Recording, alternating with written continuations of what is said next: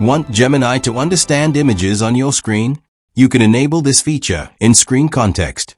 Here's how. First, open the Gemini app on your Samsung Galaxy S26 Ultra. Tap your profile picture in the top right corner. Scroll down and tap Settings.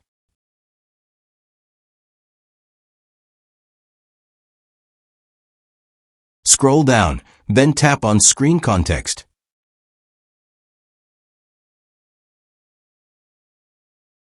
Here, you'll see Analyze on-screen images. If the toggle is off, it will appear gray. Turn it on to enable it. Now, Gemini can analyze images on your screen, not just text.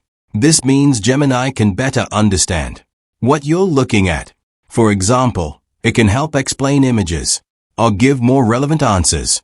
If you prefer not to share screen visuals, you can turn it off anytime. And that's how to enable or disable Analyze on-screen images in Gemini on your Samsung Galaxy S26 Ultra.